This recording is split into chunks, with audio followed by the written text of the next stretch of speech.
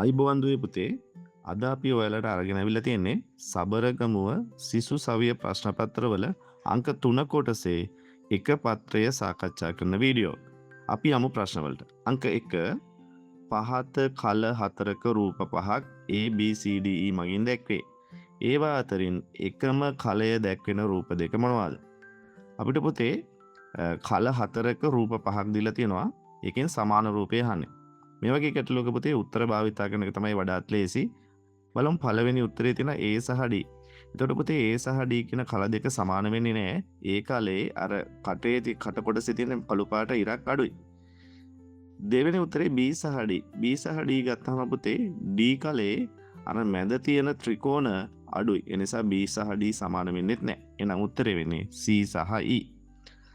දෙක මුලින් දී ඇති රූපයේ සකස් කිරීම සඳහා ABCD රූප කොටස් අතුරෙන් කුමන කොටස් දෙක යොදාගත හැකිද?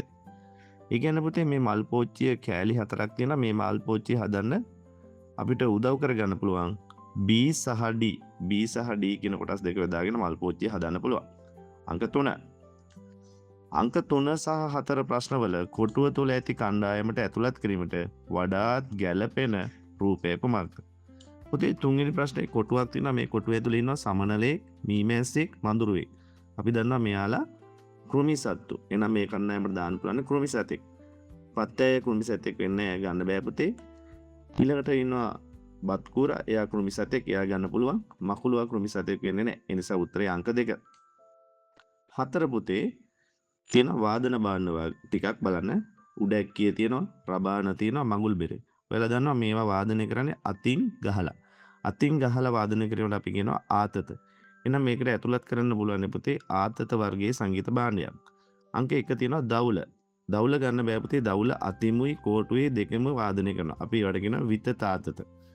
2 තියෙනවා පුතේ තම්මැට්ටමක්. තම්මැට්ටම වාදනය කරන්නේ කඩිප්පු කියන කොටුව. ඔයාලා දන්නවා කඩිප්පු යුගලෙක්. ඒතකොට ඒක ගන්නත් බෑ. ඒක විතත. තුන්වෙනි එක තියෙන පුතේ බුම්මැලිය. බුම්මැලිය වාදනය කරන්නේ අතින්. ඒ නිසා ඒකට ගැලපෙන්නේ අංක 3. පහ බලමු පුතේ. A රූපයට සමාන රූපයක් ලබා ගැනීමට B රූපයේ සිදු කළ යුතු වෙනස්කම්. ඒ කියන්නේ පුතේ A රූපයේ තියෙන කොටස් වලින් B රූපයේ කොටස් කීපයක් අඩුයි. අපි බලමු මොනවද මේ කොටස් අඩු වෙලා තියෙන්නේ කියලා. බලන්න පුතේ අර යට තියෙන සරංගලයට එහා පැත්තේ තියෙන වලාකුළ B රූපේ නැහැ. ඊට පස්සේ අර ගහට යටින් එහා පැත්තේ තියෙන පුංචි ගහක් වගේ තියෙනවා ඒක නැහැ. ඊට පස්සේ අර ළමයාගේ කකුලට යටින් B රූපේ තියෙන අර මලට එහා පැත්තේ තියෙන චූටි වල් ගහ වගේ එක B රූපේ නැහැ. එහෙනම් පුතේ වෙනස්කම් 3ක් තියෙනවා.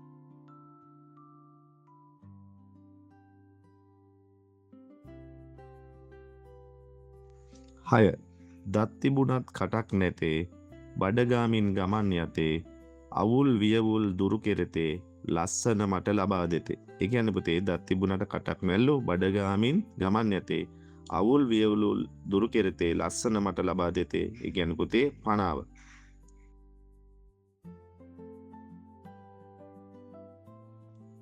7 සහ 8 ප්‍රශ්නවල දැක්වෙන සංඛ්‍යා රටා තේරුම්ගෙන හිස්තැනට ආයුතු සංඛ්‍යාව තෝරන්න. 7 බලන්න පුතේ 28 තියෙනවා. 28ට 9ක් එකතු වෙච්චාම 37යි. 37ට 5ක් එකතු වෙච්චාම 42යි. 42 දෙකෙන් බෙදපුවාම 21යි. දෙවෙනි රූපේ 31ට 6ක් එකතු වෙච්චාම 37යි. 37ට 5ක් එකතු වෙච්චාම 42යි. 42 දෙකෙන් බෙදපුවාම 21යි. 3 40ට 7ක් 47යි. 47ට 5ක් එකතු වෙච්චාම 52යි. 52 දෙකෙන් බෙදපුවාම 26යි. ඒ කියන්නේ පුතේ බෝලෙට ලැබෙන්න ඕනේ 52. ත්‍රිකෝණයට ලැබෙන්න ඕනේ 26.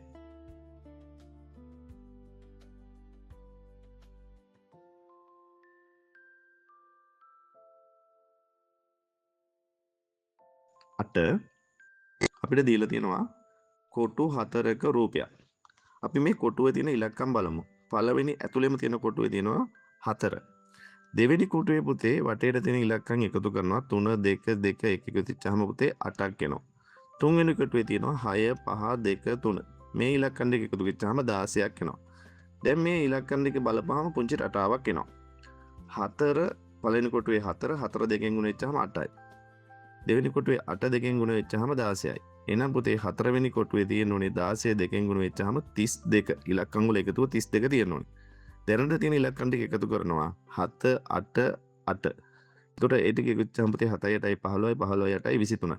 දැන් එකතුව 23ක් තියෙනවා 32ක් එන්න ඕනේ. 32න් 23 ගියාම 9යි.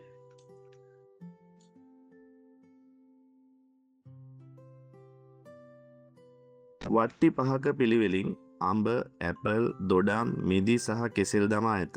ඒ අනුව අංක 9 සහ 10 ප්‍රශ්නවලට අදාළ නිවැරදි පිළිතුර තෝරන්න. පළමුව අඹ සහ දොඩම් වට්ටි දෙක මාරු කරන ලදී.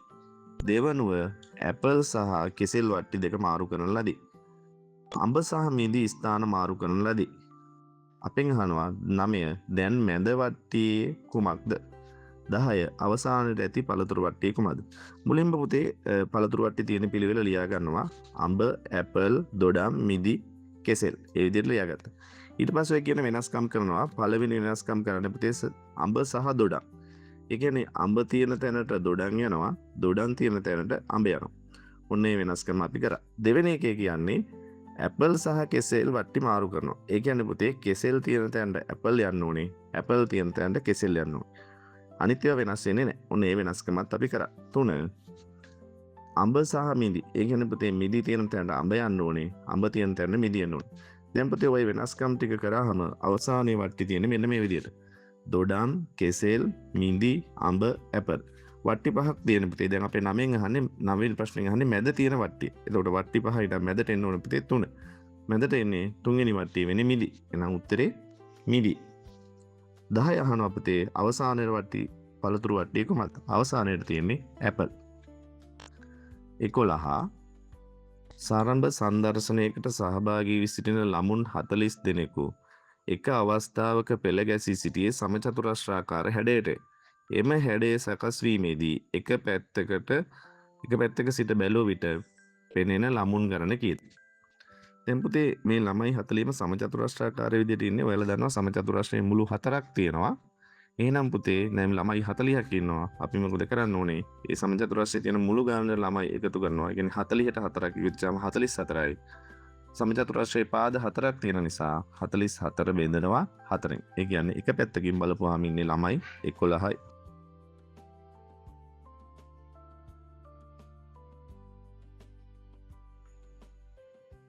අංක 12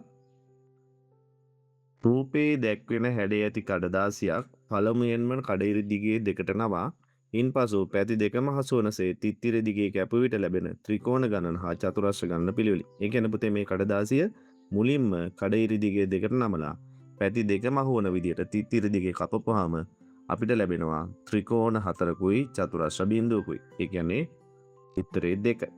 13 සීනි කිලෝ 2ක් සමානයි පරිප්පු කිලෝ 1යි. පරිප්පු කිලෝ 3ක් සමානයි තේකොළ කිලෝ 1යි. මෙහි දැක්වෙන මිල ගණන් වලට අදාළව සුමනා, නයනා, කාංචනා යන අය බඩු මිලට ගන්නා ලදී. වැඩිම සහ අඩුම වටිනාකමක් ඇති බඩු මාළු මිලට ගත් අය පිළිවෙලයි. දැන් පුතේ මේකේ බාණ්ඩවල මිල දීලා නැහැ.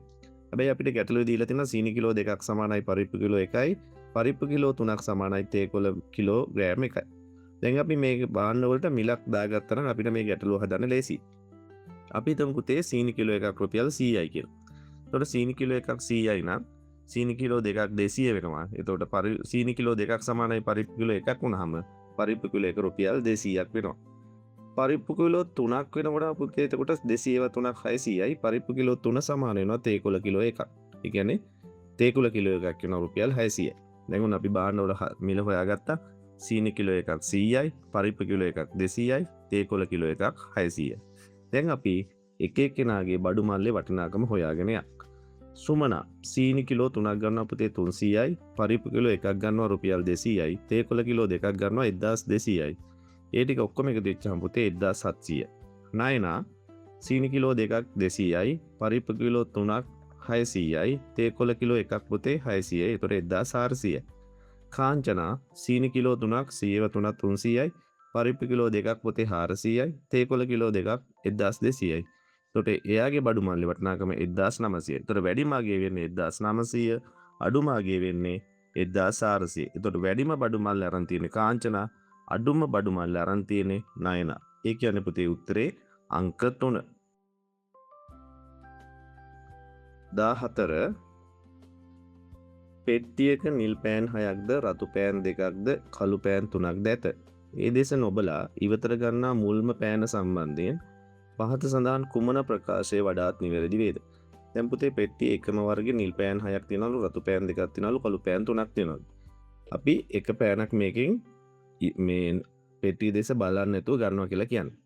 එතකොට පුතේ ඒකේ අනිවාර්යයෙන්ම නිල් පෑනක් වෙන්න බෑ. කළු වෙන්නත් පුළුවන් රතු වෙන්නත් පුළුවන්. ඒ අනිවාර්යයෙන්ම නිල් හෝ කළු පෑනක් එහෙම කියන්නත් බෑ. ඇයි රතු පෑනුත් තියෙනවා. ඒ නිසා නිල් හෝ කළු පෑනක් වෙන්න බෑ. හැබැයි අපි දැන් දන්නවා මේ පෙට්ටියේ තියෙන පාට වලින් නිල් පාට වැඩියෙන් තියෙනවා 6යි රතු පෑන් අඩුවේ 2යි කළු පෑන් ඊට එකක් වැඩි 3යි. ඒ නිසා වැඩියෙන්ම තියෙන නිල් පෑන් නිසා වැඩියෙන් තියෙන නිල් පෑනක් ලැබෙන්න තියෙන ඉඩකඩ වැඩි. ඒ නිසා උත්තරේ වෙන්නේ අංක 3. 15 දමිත් ඒ නම් ස්ථානයේ සිට මීටර් 100ක් දකුණු දිශාවට ගමන් කර තම දකුණු අත දෙසට හැරී මීටර් 50ක් ගමන් කර නැවතත් තම වම් අත දෙසට හැරී මීටර් 20ක් ගොස් නැවතත් වම් අතට හැරී මීටර් 50ක් ගමන් කර B නම් ස්ථානයේ නතර විය. ඔහුගේ ගමන් මාර්ගයේ නිවැරදිව දක්වා ඇති පිළිතුර තෝරනවා. දැන් පුතේ මේ වගේ ගැටලුවක් හදනකොට ඉස්සරව අපි දිශා ටික ලකුණු කරගත්තා. ඊට පස්සේ ඒ කියන ස්ථානය ලකුණු කරගත්තා. දැන් මුලින්ම කියනවා පුතේ ගැටලුවේ දමිත් ඒ නම් ස්ථානයේ සිට මීටර 100ක් දකුණු දිශාව. ඔන්න පුතේ අපි මීටර 100ක් දකුණු දිශාවට ගියා.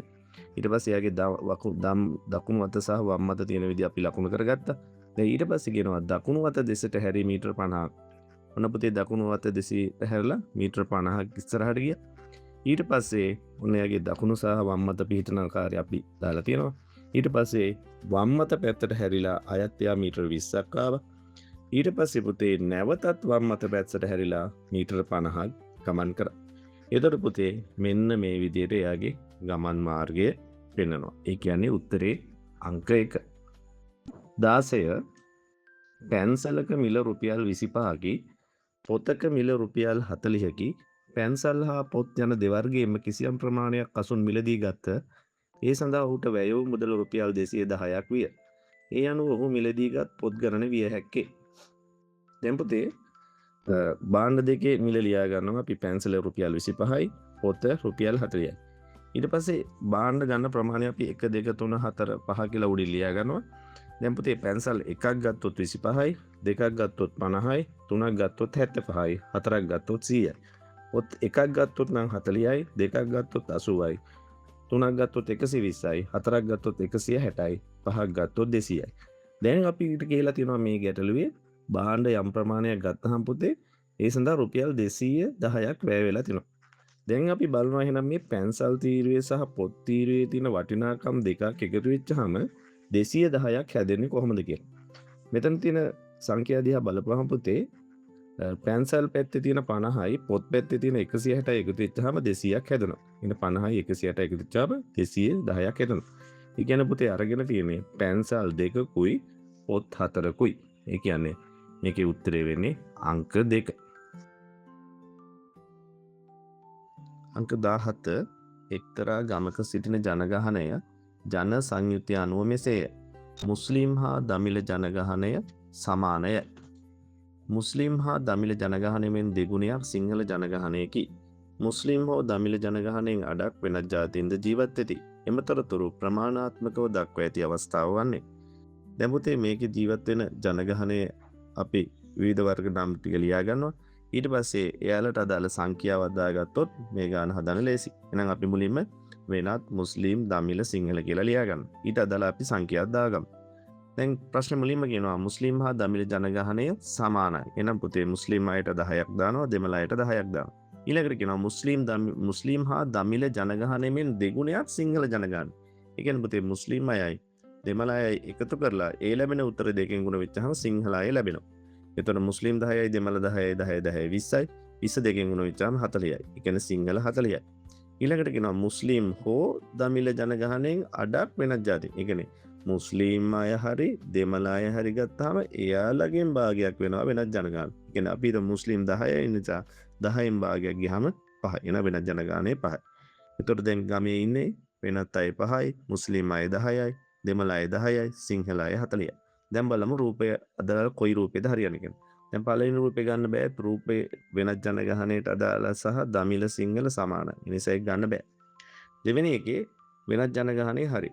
ඒ වගේ දෙගුණයක් දමිළ සහ මුස්ලිම් ඉන්නවා. ඒකත් හරි. හැබැයි එතන සිංහල ජනගහනය පෙන්වන එක වැරදි. ඒතර මුස්ලිම් අය හා දෙමළ අයගේ එකතුවෙන් දෙගුණයක් ඒකේ පෙන්වන්නේ නැහැ. ඒකේ පෙන්වන්නේ මුස්ලිම් හා දමිළ ජනගහනයේ එකතුවට සමානයි. ඒක ගන්න බෑ. තුන්වෙනි උත්තරේ වෙනත් ජනගහනයෙන් දෙගුණයක් මුස්ලිම් අය ඉන්නවා. මුස්ලිම් අයයි දමිළ අය සමානයි. ඊට පස්සේ දමිළ සහ මුස්ලිම් වල එකතුවෙන් දෙගුණයක් සිංහල අයත් පෙන්වනවා. ඒ කියන්නේ පුතේ උත්තරේ අංක 3.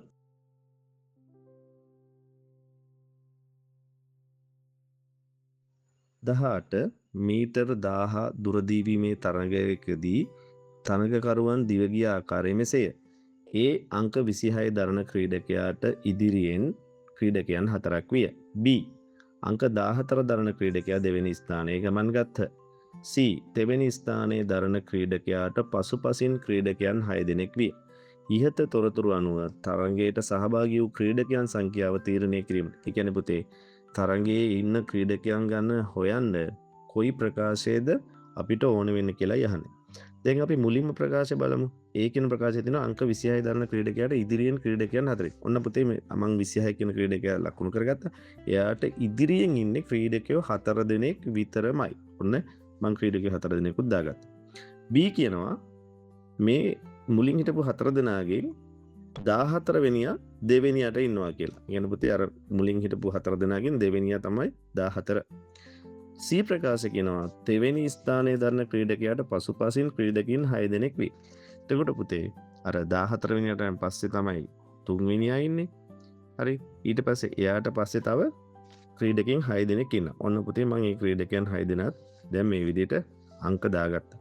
දැන් බලපුවහම පුතේ ක්‍රීඩකයෝ ඔක්කොම ඉන්නවා 1 2 3 4 5 6 7 8 9ක් ඉන්නවා. හැබැයි පුතේ අර අපිට මුල් ඒ ප්‍රකාශය කියනවානේ 26 දරන ක්‍රීඩකයාට ඉදිරියෙන් ක්‍රීඩකයන් 6 දෙනෙක් ඉන්නවා කියලා. එතකොට ඒ ප්‍රකාශයෙන් බලපුවහම අපිට තුන්වෙනි ක්‍රීඩකයා හොයාගන්න පුළුවන්. ඇයි ඒ ප්‍රකාශය කරන 26 දරන ක්‍රීඩකයාට ඉදිරියෙන් ඉන්නේ ක්‍රීඩකින් 4 දෙනයි කියලා. ඒ නිසා එතනින් අපිට තුන්වෙනියා හොයාගන්න පුළුවන්. එතකොට B කියන ප්‍රකාශයෙන් නැතත් අපිට තරඟයේ ඉන්න ක්‍රීඩකින් 9 හොයාගන්න පුළුවන්. එහෙනම් පුතේ උත්තරේ වෙන්නේ A සහ C. 19 එක්තරා ඔරලෝසුවක් වේලාව පැයකට මිනිත්තු 4 බැගින් වැඩියෙන් ගමන් කරයි. මෙම ඔරලෝසුවේ නිවැරදි වේලාව පෙරවරු 10ට නිවැරදිව සකස් කරන ලදී. ඒ අනුව නිවැරදි වේලාව එදින රාත්‍රී 10 වන විට මෙම ඔරලෝසුවේ වේලාව කීයද? එන පුතේ මේ ඔරලෝසුවේ පැයකට මිනිත්තු 4ක් වැඩියෙන් යනවා. මේකේ වේලාව 10ට පෙරවරු 10ට නිවැරදි කරනවා. අපෙන් අහන්නේ එදින රාත්‍රී 10 නිවැරදි වේලාව පෙන්නකොට මේ ඔරලෝසුවේ වේලාව කීයද කියලා. දැන් බලන්න ඕන පුතේ පෙරවරු 10 ඉඳලා පස්වරු 10 දක්වා පැය කීයක් තියෙනවද කියලා. පෙරවරු 10 ඉඳලා පස්වරු 10 දක්වා පැය තියෙනවා 12ක්. එක පැයකට මේ ඔරලෝසුව මිනිත්තු 4ක් වැඩියෙන් යනවා. එතකොට 12 4න් ගුණ කරාම පුතේ 48ක් වෙනවා. ඒ කියන්නේ මේ ඔරලෝසුව පෙරවරු 10 ඉඳලා පස්වරු 10 යනකොට මිනිත්තු 48ක් වැඩියෙන් යනවා. එතකොට පස්වරු 10ට 48 එකතු වෙච්චාම පුතේ මේ ඔරලෝසුව වෙලා වෙන්නේ පස්වරු 10යි 48.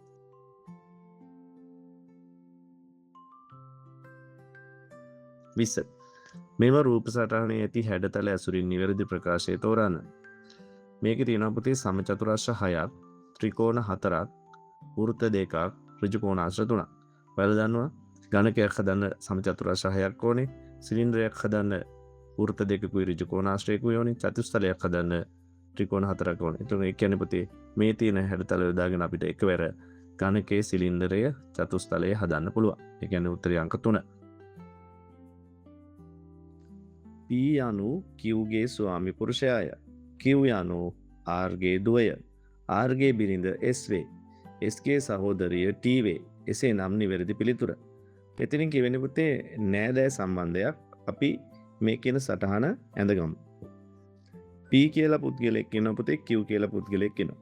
P කියලා කියන්නේ Q කියන එක්කෙනාගේ ස්වාමි පුරුෂයාව. එහෙනම් ඔයගේ අනිත් පැත්ත වෙන්නේ පුතේ Q කියන්නේ P ගේ බිරිඳ. ඊට පස්සේ Q සහ R කියලා දෙන්නෙක් ඉන්නවා. Q යනු R ගේ දුව. Q කියලා කියන්නේ R ගේ දුව. එහෙනම් අනිත් පැත්තට ගත්තොත් පුතේ R යනු Q ගේ අම්මා හෝ තාත්තා වෙන්න පුළුවන්. ඊට පස්සේ කියනවා R සහ S කියලා පුද්ගලයෝ දෙන්නෙක් ඉන්නවා. R ගේ බිරිඳ, R කියන එක්කෙනාගේ බිරිඳ S ල වෙනවලු. එහෙනම් පුතේ S කියන එක්කෙනාගේ ස්වාමියා තමයි R. ඒ කියන්නේ R කියන්නේ පුතේ පිරිමි පුද්ගලෙක්. ඒ කියන්නේ R කියන්නේ පියා. ඊළඟට කියනවා S ගේ දුව තමයි T. S කියන එක්කෙනාගේ දුව තමයි T. දැන් අපි උත්තර දිහා බලමු පුතේ. පළවෙනි උත්තරේ තියෙනවා Q ගේ තාත්තා S විය හැක. Q ගේ තාත්තා S වෙන්න බෑ පුතේ. S කියන්නේ ගැහැණු කෙනෙක්. එහෙනම් ඒ උත්තරේ වෙන්න බෑ. දෙක Q ගේ පුංචි අම්මා T විය හැක. Q ගේ පුංචි අම්මා T විය හැක. දැන් පුතේ Q කියන එක්කෙනාගේ තාත්තා තමයි R. R කියන එක්කෙනාගේ බිරිඳ තමයි S. එතකොට S ගේ නංගි වෙන්න පුළුවන් T. එතකොට Q ගේ පුංචි අම්මා වෙන්න පුළුවන්. තුන්වෙනි එක P ගැහැණු කෙනෙක් විය හැක. P ගැහැණු කෙනෙක් වෙන්න බෑ පුතේ. P කියන්නේ පිරිමි කෙනෙක්. ඒ කියන්නේ උත්තරේ අංක 2. 22 රතු පාට වට්ටියේ අරලි මල් 14ක්ද කොළ පාට වට්ටියේ අරලි මල් 10ක්ද තමා තිබේ. කොළ පාට වට්ටියෙන් අරලි මල් හරි අඩක් රතු පාට වට්ටියට දැමූ අතර රතු පාට වට්ටියෙන් නැවත අරලිය මලක් කොළ පාට වට්ටියට දමන ලදී. දැන් කොළ පාට වට්ටියේ ඇති අරලිය මල් මෙන් කී ගුණයක් රතු පාට වට්ටියේ තිබේද? නම් අපි මුලින්ම ලියාගන්න පුතේ වට්ටි දෙකේ නම් ටික රතු කොළ රතු පාට වට්ටියේ 14යි කොළ පාට වට්ටියේ 10යි. මුල්ම අවස්ථාවේදී කරන්නේ පුතේ කොළ පාට වට්ටියේ තියෙන මල් වලින් හරි අඩක් රතු පාට වට්ටියට දානවා. ඒ කියන්නේ කොළ පාට වට්ටියේ 10ක් තියෙනවා. 10 හරි අඩ කියන්නේ භාගය 10න් භාගයක් කියන්නේ 5යි. එතකොට 10න් 5 කඩේ චාම් 5යි. ඒ පහ රතු වට්ටියට එකතු කරනවා 14යි 5යි 19යි. දෙවනුව කරන්නේ රතු පාට වට්ටියෙන් කොළ පාට වට්ටියට මලක් දානවා 19 එකක් කඩේ චාම් 18යි. ඒක එකතු වෙන්න ඕනේ කොළ පාට වට්ටියට 5යි එක එකතු වෙච්චාම 6යි. එතකොට අවසානයේ රතු පාට වට්ටියේ 18යි කොළ පාට වට්ටියේ 6යි. අපෙන් අහන්නේ රතු පාට වට්ටියේ තියෙන මල් කොළ පාට වට්ටියේ තියෙන මල් මෙන් කී ගුණයක්ද? එතකොට රතු 18යි කොළ 6යි.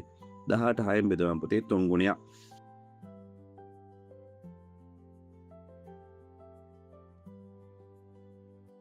ඊළඟ එක ටොපි පෙට්ටි පහක් එක උඩ තබා ඇති ආකාරය මෙසේ විස්තර වේ.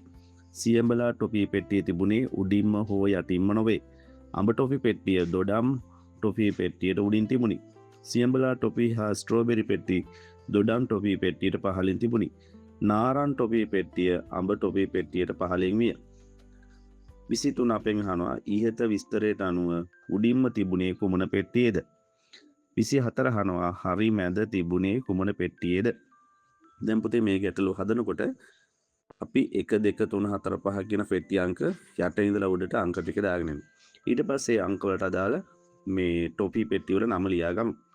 දැන් මෙතන කියනවා පුතේ සියඹලා ටොෆි හා ස්ට්‍රෝබෙරි පෙට්ටි දොඩම් පෙට්ටි වලට පහළින්. සියඹලා සහ ස්ට්‍රෝබෙරි තියෙන දොඩම් පෙට්ටි වලට පහළින්. ඒ නිසා අපි හිතනවා දොඩම් පෙට්ටිය අංක 3ට ඇති කියලා. ඒ නිසා අපි අංක 3 දොඩම් කියලා දානවා. දොඩම් වලට යටින් සියඹලා හා ස්ට්‍රෝබෙරි ලියා ගන්නවා. ඊළඟ අන්තිම වාක්‍යය කියනවා නාරන් ටොපි පෙට්ටිය අඹ ටොපි පෙට්ටියට පහළින් ගියේ. නාරන් ටොපි පෙට්ටිය තියෙන්නේ අඹ පෙට්ටියට පහළින්. එන පුතේ තව පෙට්ටි දෙකයිනේ තියෙන්නේ. ඒ නිසා උඩින්ම අඹ දා ගන්නවා නාරම් යටට දා ගන්නවා. එතකොට කියන සියලුම කරුණු මිදිද මේ පෙට්ටි ටික මේ විදිහට තමයි ඇසිරලා තියෙන්නේ. එහෙනම් අපෙන් අහන 23 ඊට විස්තර කරන උඩින්ම තිබුණේ මොන පෙට්ටියද පුතේ? අඹ. ඊළඟට අහනවා 24 හරි මැද තිබුණ පෙට්ටිය. දැන් මේකේ පුතේ පෙට්ටි පහක් පේරුවා. පහෙන් එතකොට මැද පෙන්නේ දොඩම් පෙට්ටිය. 25 රූපේ දැක්කෙන්නේ ලී වලින් සාදන ලද ඝන වස්තුවකි. එය තිත්තිරි දිගේ කැපුව විට කැපුම් මුහුණතේ හැඩය වන්නේ. මේක පුතේ ප්‍රිස්ම එක වගේ හැඩයක්. මේ තියෙන හැඩය මෙන්න මේ කඩිරි දිගෙන් කැපුවහම අපිට ලැබෙන්නේ ඍජු කෝණාශ්‍රාකාර හැඩයක්. 26 සුනිල්ගේ වැටුප මෙන් යශාන් දෙගුණයක වැටුප් ලබයි. අඩුම වැටුප් ලබන්නේ කුෂාන්‍ය. සුනිල් හා සමාන වැටුපක් ලබයි. බිසඳුගේ වැටුප සුනිල් සහ කුෂාන්ගේ වැටුප් වල එකතුවට සමානයි. මේ අනුව වැඩිම වැටුපක් ලබන කෙනා කවුද? එතකොට පුතේ මේ ගැටලුව හදනකොට අපි මෙතන ඉන්න පුද්ගලයන්ගේ නම් ටික ලියා ගන්නවා. සුනිල්, යශාන්, කුෂාන්, බිසඳු, සමන්. මේ විදිහට ලියලා පුතේ මේකට ඉලක්කමක් දාගත්තා නම් හරි. සුනිල්ගේ වැටුප මෙන් යශාන් දෙගුණයක් වැටුප් ලබයි. අපි හිතමු පුතේ සුනිල් 500ක් ලබනවා නම් එහෙනම් යශාන් 500 දෙගුණේ 1000ක් ලබනවා. අඩුම වැටුප් ලබන්නේ කුෂාන්. ඒ නිසා පුතේ අපි කුෂාන්ට දානවා 400ක්. 500ට අඩු ඉලක්කම දානවා 400. සුනිල් සහ සමාන වැටුපක් ලබයි. සුනිලුයි සමාන වැටුපක් ලබනවා කියන පුතේ සුනිල් 500යි නම් සමාන 500යි. බිසඳුගේ වැටුප සුනිල්ගේ සහ කුෂාන්ගේ වැටුප වල සමානයි. බිසඳු කියන එක නම් පුතේ සුනිල්ගේ කුෂාන්ගේ වැටුප වල සමානයි. ඒ කියන්නේ සුනිල් 500යි කුෂාන් 400යි. එතකොට පුතේ 500යි 400 එකතු වෙච්චාම 900යි. එතකොට සුනිල් 500යි යෂාන් 1000යි කුෂාන් 400යි බිසඳු 900යි සමාන 500යි. අපෙන් අහන්නේ වැඩිම වැටුප ගන්න පුතේ. එතකොට 1000ක් ලබන යෂාන්. ඊළඟට යන් බත්තේ පහත සඳහන් ගණකයේ 1 2 3 4 5 සහ 6 ලෙස අංක ලියා තිබේ. අංක 1ට විරුද්ධව පැත්තේ අංක 4ද අංක 3ට විරුද්ධ පැත්තේ අංක 5ද ලකුණු කර ඇත. මෙම ගණකයේ ඒ දිශාවට දෙවරක් පෙරළුවොත් උඩ පැත්තට මතුවන අංක එකමද? මේක හදාගන්න ලේසිම වැඩේ පුතේ. ඔයා ගන්නවා අලුත්ම මකනය. ඉලක්කම් ලියලා නැති මකන අලුත්ම මකනයක් කරගෙන මේ කියන විදිහට ගණකයක් විදිහට මේ මකනේ තියලා ඒ අංක ටික ලියලා පෙරලා ගත්තා නම් හරි. මම ඔයාලට මෙන්න මේ හදන හැටි පෙන්නන්න. මේ බලන්න මේක 1 2 3 කියලා මේ විදිහට අංක තියෙනවා. මේක පුතේ එතකොට ඒ දිශාවට දෙවරක් පෙරළුවොත් උඩට පේන අංකෙ වෙන්නේ අංක 4. 28 ආයමත් පුතේ මුල් පිහිටීමට ගිහිල්ලා මෙම ගණකය B දිශාවට දෙවරක් පෙරළුවොත් අපට පෙනෙන්නට තිබෙන්නේ කුමන අංක 3?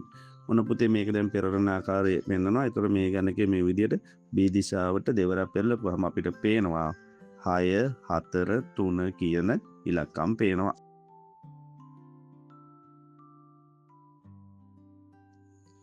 29 කඩයක ඇති පඩි 3ක බර කිලෝග්‍රෑම් 16කි. එම පඩි 3ම හෝ කීපයක් පාවිච්චි කර කිලෝග්‍රෑම් 11 සහ කිලෝග්‍රෑම් 12 යන බරවල් කිරාගත හැකිය. එහි එක් පඩියක් කිලෝග්‍රෑම් 9ක් නම් අනෙක් පඩි දෙකේ විය හැකිය. ඒ කියන්නේ පුතේ කඩේ තියනවලු පඩි 3ක් මේ පඩි 3ේම බර කිලෝග්‍රෑම් 16ක් වෙනවලු. මේ පඩි 3ම භාවිතා කරලා කිලෝග්‍රෑම් 11 සහ කිලෝග්‍රෑම් 12 කියන බරවල් කිරා ගන්න පුළුවන්.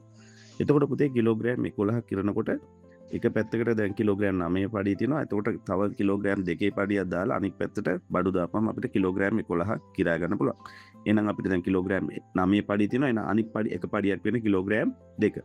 එතකොට කිලෝග්‍රෑම් 12 අපිට මේ විදිහට කිරා ගන්න පුළුවන්. එක පැත්තකට දානවා කිලෝග්‍රෑම් 9 පඩිය, අනිත් ඒ පැත්තටම දානවා කිලෝග්‍රෑම් 5 පඩිය. අනිත් පැත්තට බඩු සහ කිලෝග්‍රෑම් 2 දාපුවම අපිට කිලෝග්‍රෑම් 17 කිලෝග්‍රෑම් 12ක් කිරා ගන්න පුළුවන්. ඒ කියන්නේ පඩි පැත්තේ 9 පයි 14යි බඩු වලේ සහ වලින් බඩු සහ කිලෝග්‍රෑම් 2 අනිත් පැත්තට දාපුවම අපිට කිලෝග්‍රෑම් 12ක් මැන ගන්න පුළුවන්. එහෙනම් අනිත් ඔක්කොම කඩේ තියෙන පඩි වල බර වෙන්නේ කිලෝග්‍රෑම් 9යි කිලෝග්‍රෑම් 2යි කිලෝග්‍රෑම් 5යි.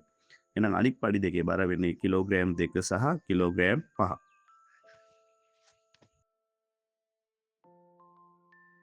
30 රූපයේ දක්වා ඇත්තේ කුඩා ගණක යොදාගෙන කරනු ලැබූ විශාල ගණකයක ඇටෝමකි. එහි අඳුර කර ඇති ගණක කැට නිරූපිත මුහුණේ සිට ඊට විරුද්ධ මුහුණත තෙක්ම ගලවා ඉවත් කර ඇත. එම නිසා ගණකය තුළ කුහරයක් නිර්මාණය වී ඇත. ඒ අනුව මෙහි ඇති කුඩා ගණක ගණන කීයද? මුලින්ම හිතමු පුතේ අපි මේකේ කුහරේ නැති විදියට කුහරේ තියෙන ගණකත් එකතු කරලා ඒ අයින් කරපු ගණකත් එකතු කරලා බලමු ඉස්සලා මේකේ ගණක කීයක් ලැබෙනවද කියලා. මේක පුතේ දිග පළල උස හැම පැත්තටම ගණක 4ක් තියෙන නිසා අපි 4 ගුණ කිරීම 4 ගුණ කිරීම 4 තුන් පාරක් ගුණ කරනවා. 4 වරක් 4 16යි 16 4ෙන් ගුණ කරපුවම 64යි. කියන පුතේ මේකේ ගණක 64ක් තියෙන්න ඕනේ. හැබැයි දැන් මේ කුහරය නිසා ගණක අයින් කරලා තියෙනවා. දැන් බලමු අපිට කුහරය නිසා කොච්චර ගණක ප්‍රමාණයක් අයින් කරලා තියෙනවද කියලා. එතකොට පුතේ කුහරය තියෙන තැන බලපුවාම අපිට මේකේ 2 2 කියලා ගණක අයින් වෙලා තියෙනවා. එතකොට දෙකේ පේලි අපි මේකේ තියෙනවා 6ක් අයින් වෙලා තියෙනවා. ඒ කියන්නේ පුතේ දෙවරක් 6 12. එතකොට 64න් 12ක් අඩු වෙච්චාම පුතේ ඉතිරි ගණක වෙන්නේ 52යි. 31 දුම්රියක් 45 වෙනි කිලෝමීටර කණුවේ සිට 50 වෙනි කිලෝමීටර කණුව පසු කිරීමට මිනිත්තු 10ක් ගත කර තිබුණි. දුම්රිය එම වේගයෙන්ම ගමන් කළහොත් 80 වෙනි කිලෝමීටර කණුව පසු කිරීමට තවත් මිනිත්තු කීයක් ගත වේද? ඒ කියන්නේ පුතේ කෝච්චිය 45 වෙනි කිලෝමීටර කණුවේ ඉඳලා 50 වෙනි කිලෝමීටර කණුව පසු කරන්න මිනිත්තු 10ක් ගත වෙලා තියෙනවා. දැන් අපි බලමු පුතේ 50 ඒ කියන්නේ අපි අඩු කරනවා 50න් 45ක් අඩු කරනවා. 50න් 45ක් අඩු කරපුවාම පුතේ 5ක්. ඒ කියන්නේ මේ කෝච්චියට කණු 5ක් පහු කරන්න නම් මිනිත්තු 10ක් ගත වෙනවා. දැන් අපිට කියන්නේ ඒ වේගයෙන්ම 80 වන කිලෝමීටර් කණුව පසු කිරීමට ගතවන කාලය. දැන් ඊළඟට අපි බලනවා 50 ඉඳලා 80ට කණු කීයක් තියෙනවද කියලා. ඒ නිසා අපි 50න් 80ක් අඩු කරනවා පුතේ 50න් 80ක් ගියාම 30යි. කියන්නේ කණු 30ක් වෙනවා. දැන් අපි දන්නවා කණු 5ක් පහු කරනවා මිනිත්තු 10යි. දැන් අපිට කණු 30ක් පහු කරන්න තියෙනවා. ඒ නිසා අපි බලනවා 30ට 5 ගොඩවල් කීයක් තියෙනවද කියලා. 30ට 5 ගොඩවල් පුතේ 6ක් තියෙනවා.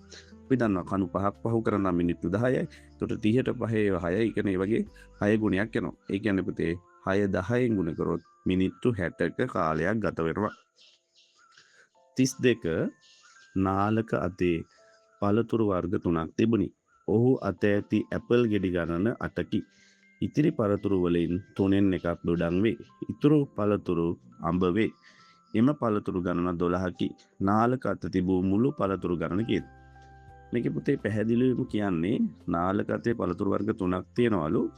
ඔහු අත ඇති ඇපල් ගෙඩි ගණන 8කි. ඉතිරි පළතුරු වලින් 3න් එකක් දොඩම්. එතකොට පුතේ මෙයා ගාව තියෙන පළතුරු වර්ග 3ක් මේ තියෙන පළතුරු වලින් ඇපල් කියන පළතුරු අයින් කරපුවාම ඉතිරි පළතුරු වලින් 3න් එකක් දොඩම්. දැන් එයා ගාව තියෙන පළතුරු වලින් පුතේ ඇපල් ගෙඩි 8 අයින් කරපුවාම ඉතිරි පළතුරු මම රූපයක් ගත්තා. ඒ රූපයක් ඇඳපුවාම පුතේ ඒ රූපේ 3න් එකක් තියෙන්නේ දොඩම්. ඒකට ගත්ත මම වෘත්තයක් ගත්තා. ඒ වෘත්තේ සමාන කොටස් 3කට බෙදුවා. 3කට බෙදපුවාම එකෙන් 3න් එකක් දොඩම් කියලා තියෙනවා. ඔයාලා දන්නා 3න් එකක් දොඩම් නම් එතකොට 3න් දෙකක් වෙන්නේ ඉතිරි පළතුරු. ඒතර ඉතිරි පළතුරු වෙන්නේ පුතේ අඹ. ඒතර 3න් දෙක අඹ. ඒතර ප්‍රමාණය දීලා තියෙනවා 3න් දෙකක් කියන්නේ 12යි. කියන පුතේ 3න් දෙකක් 12යි නම් 3න් එකක් 6යි. ඒ කියන්නේ අඹ තියෙන්නේ 12යි දොඩම් තියෙන්නේ 6යි. එහෙනම් අපෙන් අහන්නේ නාලක අත තිබූ මුළු පළතුරු ගන්න. එහෙනම් පුතේ අඹ 12ක් තියෙනවා. දොඩම් 6ක් තියෙනවා. ඇපල් 8ක් තියෙනවා. ඒ ටික ඔක්කොම එකතු කරගන්න පුතේ 12යි 6යි 18යි 18යි 8යි 26යි. ඒ කියන්නේ පුතේ එයා ගාව තියෙනවා පළතුරු ඔක්කොම 26ක් තියෙනවා. කූඩයක ප්‍රමාණයෙන් හා හැඩයෙන් සමාන බෝල 6ක් ඇත. මෙම සියලුම බෝල ග්‍රෑම් 40ක් බව කියයි. නමුත් එක් බෝලයක් ග්‍රෑම් 40ට අඩුය. තැටි තරාදියක් භාවිතයෙන් පඩි නොමැතිව බර අඩු බෝලය සොයා ගැනීමට තරාදිය භාවිතා කළ යුතු අවම වාර ගණන කීයද? ඒ කියන්නේ දුවේ පුතේ බෝල 6ක් තියෙනවා. මේ බෝල 6න් එක බෝලයක බර අඩුයිලු. තැටි තරාදියක් භාවිතා කරලා පඩි නැතිව මේ බර අඩු බෝලේ හොයාගන්න තැටි තරාදිය භාවිතා කළ යුතු අවම වාර ගණන අපෙන් අහන්නේ. බෝල 6ක් තියෙන නිසා අපි ගොඩවල් දෙකකට බෙදා ගන්න 3 විදිහට. ඊට පස්සේ තැටි තරාදිය භාවිතා කරලා එක පැත්තකට 3යි අනිත් පැත්තට 3යි දාලා බර බලනවා. එතකොට අනිවාර්යයෙන්ම බර අඩු බෝලය උඩට තියෙන තැටිය උඩට යනවා. අනිත් බෝල 3 බර වැඩි නිසා යටට යනවා. එතකොට අර උඩට ගියපු තැටියේ තියෙන බෝල 3 අරගෙන බෝල දෙකක් අපි දාලා බලනවා. බෝල දෙකක් දාලා බලපුවාම එක්කෝ මේ බෝල දෙක සමාන වෙන්න පුළුවන්. එතකොට තැටිතරාදිය එකම තලයක තියෙනවා. එතකොට එහෙම සමාන වුණොත් අනිත් එක බරින් අඩුයි. එහෙම නැත්තම් අපි ගන්න බෝල දෙක තැටිතරාදියට දාපුවාම එකක් බර අඩු නිසා උඩට එනවා. එහෙම අනිත් එක බර වැඩි නිසා යටට යනවා. එතකොට අපිට දෙවෙනි වතාවේ භාවිතා කරනකොට එක්කෝ තැටිතරාදිය සමාන වෙන්න පුළුවන්. එහෙම නැත්තම් එකක් යටට ගිහින් එකක් උඩට ගිහින් අපිට බර අඩු බෝලය හොයාගන්න පුළුවන්. ඒතර මේ කියන්නේ මේ ක්‍රම දෙකේදීම අපිට මොකද්ද බර අඩු බෝලය කියලා හොයාගන්න පුළුවන්. ඒ නිසා මේ ගැටලුවේදී තැටිතරාදිය භාවිතා කරන්න ඕන වාර ගණන ඉන්නේ අවස්ථා දෙකයි. 34 පහත සඳහන් කොටුව තුල නාලක, නිසර, ගගන සහ පාන් සිටගෙන සිටිති. එහි උතුරු දිශාව සලකුණු කර ඇත. නිසර සහ පහන් නැගෙනහිර දිශාවට මුහුණලා සිටිති. නාලක සහ ගගන බස්නාහිර දිශාවට මුහුණලා සිටිති. මේ අය අතුරින් මුහුණට මුහුණලා සිටින්නේ කවුද? දැන් පුතේ මේ කොටුවේ මේ කට්ටිය මේ ළමයි හිටගෙන ඉන්න ආකාරය අපි ඊතල සටහනකින් පෙන්නවොත් අපිට මේ ගැටලුව ලේසියෙන්ම හදා ගන්න පුළුවන්. දැන් ගැටලුවේ තියෙන විදිහට නිසර සහ පහන් නැගෙනහිර දිශාවට මුහුණලා සිටිනවා. ඒ නිසා අපි නිසර සහ පහන් නැගෙනහිර දිශාවට ඊතලයක් යන විදිහට ඇඳ ගන්න. ඊළඟට නාලක සහ ගගන බස්නාහිරට. එන නාලක සහ ගගන කියන දෙන්න යාලගේ ඊතලය අපි බස්නාහිර දිශාවට ලකුණු කරගන්නවා. එහෙම බලද්දී පුතේ ඊතල දෙක මුහුණට මුහුණලා හමුවන්නේ ගගන සහ පහන්. එහෙනම් උත්තරේ පහන් සහ ගගන. අංක 1. 35 නගරයක් අධීර දෙකකින් සංවර්ධනය කිරීමට සැලසුම් කොට තිබුණි. පළමු අධීර සඳහා මාස 10ක්ද දෙවන අධීර සඳහා මාස 18ක්ද ගත වේ. නගරයේ සංවර්ධන කටයුතු 2026 වර්ෂයේ ජනවාරි ආරම්භ කරන ලදී. එසේනම් නගරයේ සංවර්ධනය කොට අවසන් කළ හැක්කේ දැන් පුතේ නගරයක් තියෙනවා. ඒ නගරයේ සංවර්ධනය කරන අධීර දෙකක් තියෙනවා. පළමු අධීර සහ දෙවෙනි අධීර. පළමු අධීරේදී මාස 10යි, දෙවන අධීරේදී මාස 18යි. ඒතර ඔක්කොම එකතු වෙච්චාම මාස 28යි. දැන් මේ මාස අවුරුදු කරගත්තා නම් අපිට ලේසියි. ඔයාලා දන්නවා අවුරුද්දකට මාස 12ක් තියෙනවා. ඒ නිසා මාස 28 12න් බෙදනවා. ඒතර උඩට දෙකක් එනවා. ඉතිරි 4ක් එනවා. ඒ කියන්නේ මාස 28ක් කියන්නේ අවුරුදු 2යි මාස 4යි. එතකොට මේක 2026 ජනවාරි තමයි ආරම්භ කරන්නේ. එතකොට 2026 වර්ෂයේම යනවා පළවෙනි අවුරුද්ද. 2027 වර්ෂය යනවා දෙවෙනි අවුරුද්දට. ඉතිරි මාස 4 වැඩ කරන්නේ 2028. එතකොට 2028 අප්‍රේල් මාසෙ දක්වා මේ වැඩ කරනවා. එතකොට නගරයේ සංවර්ධනය කරලා අවසන් කරන්න පුළුවන් 2028.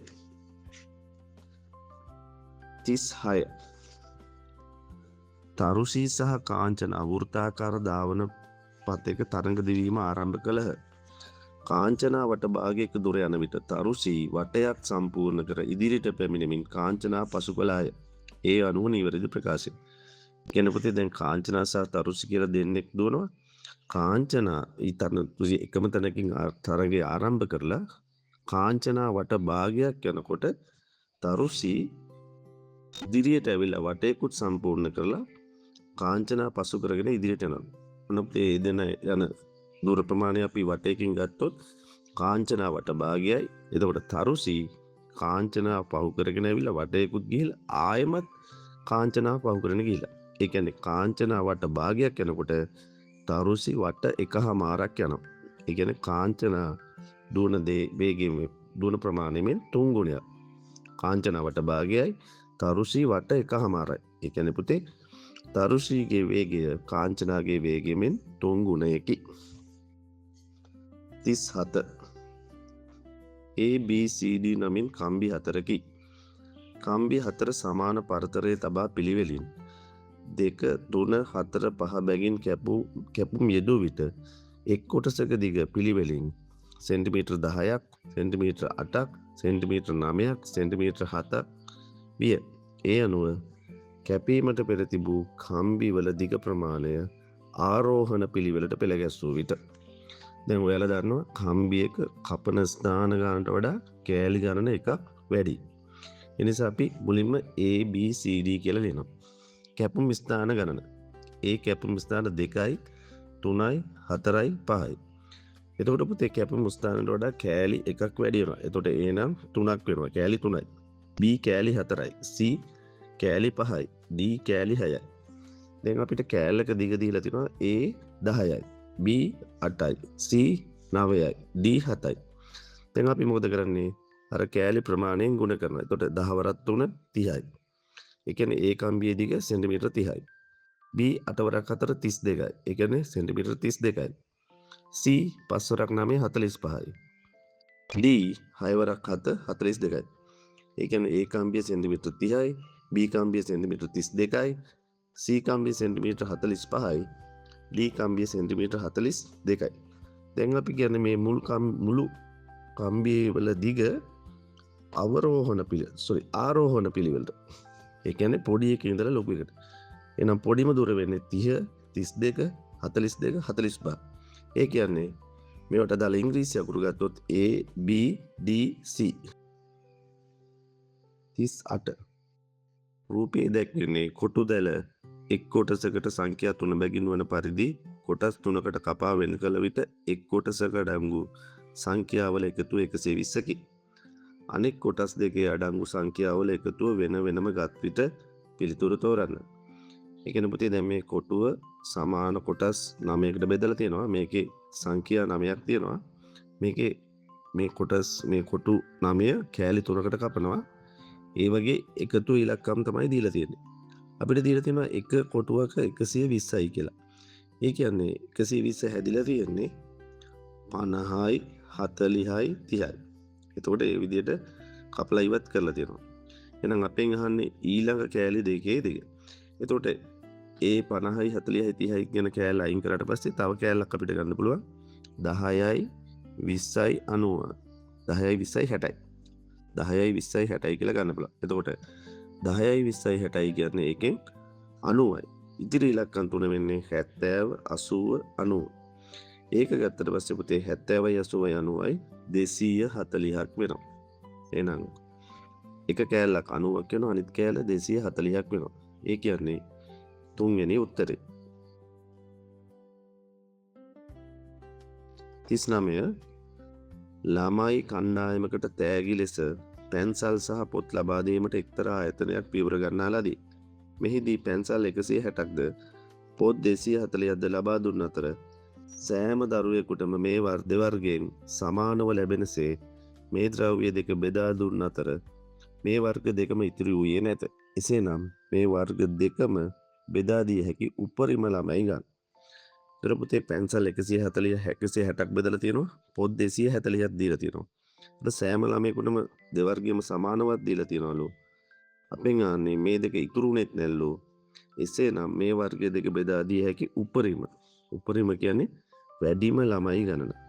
ඒ කියන්නේ 160න් සහ 240න් බෙදන්න පුළුවන් ලොකුම සංඛ්‍යාව තමයි අහන්නේ. 160 20න් බෙදන්න පුළුවන් 80යි. 240 20න් බෙදන්න පුළුවන් 20යි. ඒක 22කින්ම බෙදන්න පුළුවන්. ඊළඟ එක බලමු 30න් බෙදන්න. 160 30න් බෙදන්න බෑ. 240 නම් 30න් බෙදන්න පුළුවන්. 160 30න් බෙදන්න බැරි නිසා ඒ උත්තරේ ගන්න බෑ. ඊට පස්සේ උත්තර බලමු 40. 40 160 40න් බෙදපුවම 4යි. 240 බෙදන්න පුළුවන් 6යි. ඒ කියන්නේ වැඩිම ගාන වෙන්නේ 40. උත්තරේ 3. පහත රූපය හොඳින් බලන්න. එය කඩඉරි දිගේ සමාන කොටස් 4කට වෙන් කරන ලදී. එම රූපය සමාන කොටස් 4කට වෙන් කිරීමට පෙර එහි තිබූ රූපයේ මුළු දිග සහ කොටස් 4කට වෙන් කළ පසු එම කොටස් 4හි වටේ දිග අතර වෙනස. ඒ කියන්නේ පුතේ මේ දීලා තියෙන රූපය කපන්න පෙර වටේ දිග සහ මේ රූපය සමාන සමචතුරස්‍ර 4කට කැපුවට පස්සේ දිගේ වටේ දිගෙහි වෙනස තමයි අහන්නේ. දැන් මේක කැපීමට පෙර තියෙන ඍජු කෝණාශ්‍ර හැඩයක්. ඒ කියන්නේ දිග පැත්තේ දිග 8යි පළල පැත්තේ 2යි. එතකොට 8ව දෙකකුයි 2ව දෙකකුයි එකතු කරනවා. එතකොට 8ව දෙකක් විතරම 16යි 2ව දෙකක් 4යි 16යි 4යි 20යි. ඒ කියන්නේ කපන්න කලින් වටේ දිග 20යි. මේක සමචතුරස්‍ර පොඩි සමචතුරස්‍ර වලට කැපුවට පස්සේ පොඩි සමචතුරස්‍රයක වටේ දිග ඉන්නේ 2/4ක් 8යි. එතකොට සමචතුරස්‍ර 4ක් තියෙනවා. 8 වරක් 4 32යි. ඒ කියන්නේ කැපීමට පෙර දිග සෙන්ටිමීටර් 20යි කැපුවට පස්සේ 32යි. එහෙනම් පුතේ 32කින් 20ක් අඩු කරපුවාම උත්තරේ 12යි. ඒ කියන්නේ දෙවෙනි උත්තරේ සෙන්ටිමීටර් 12යි.